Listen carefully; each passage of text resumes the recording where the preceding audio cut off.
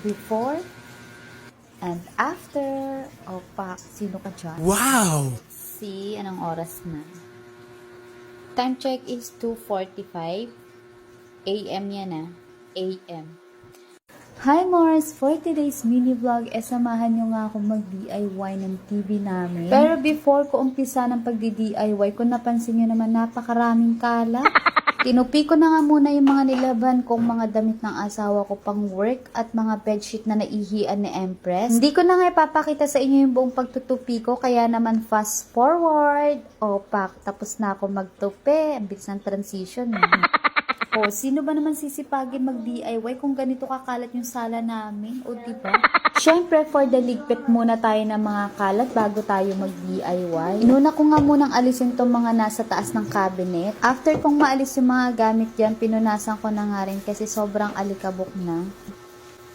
Sinunod ko na ang alisin yung mga puzzles kasi nga iuusod ko nga rin yung cabinet para mas makakilos ako ng maayos. Pagkaalis ko nga ng mga puzzles, ganito na rin pala kadumi yung ilalim. O diba, akala ko DIY lang yung gagawin ko, for the general cleaning din pala. Hinihila ko na nga yung cabinet dyan. Medyo mabigat nga lang din kasi nga andyan na yung mga toys ni Empress. Ito pala yung wallpaper na gagamitin ko. Unbox na din natin. Opak, ang ganda, diba? Pagkahila ko nga ng cabinet, ganito na rin pala kadumi yung likuran at yung ilalim. Kaya for the linis muna tayo. First time ko pa nga lang gagawin mag-DIY dito sa loob ng bahay namin. Sobrang plain lang din kasi ng pader namin. Kaya naman uumpisahan ko muna dito sa likod ng TV. Pinunasan ko nga muna ng basahan na basa yung pader, yung kung saan ko ididikit yung wallpaper para maalis yung mga alikabok. After nyan, pinunasan ko rin agad ng to yung basahan. Kinakabahan nga ako sa mga oras na yan mga mari kasi nga feeling ko pag nasagi ko yung TV mababasag. Sobrang alikabok nga rin yung likod ng TV na yan mga mari kasi nga simula nung dinikit yan, ngayon ko pa lang siya nalinisan. O diba? Sinukat ko nga muna ng tape measure yung bandang taas ng TV dahil yun nga muna yung didikitan ko ng wallpaper. Hindi ko nga diniretso yung wallpaper hanggang baba dahil nga hindi po pantay yung pader namin. May pagsayaw pa nga akong ganap dyan dahil nga ang bilis ko na idikit yung wallpaper. Bala ko nga sana ilagay dyan sa likod ng TV namin is yung wall panel. Pero sabi kasi ng iba, prone kasi yun sa alikabok, lalo na kung hindi ka naman lagi naglilinis. Chinek ko nga rin sa Shopee kung magkano yung wall panel na yun. Mas mahal nga lang din siya kaya sabi ko mag-stick na lang ako dito sa wallpaper. Mura na at mapapaganda pa rin naman niya yung bahay namin. Hindi rin pala alam ng asawa ko nagising ako ng mga oras na yan kasi nga sabi niya tutulungan niya ako magdikit na to. Sabi ko nga sa kanya kung tutulungan mo ako hindi na to magiging DIY or do it yourself, magiging do it by to na.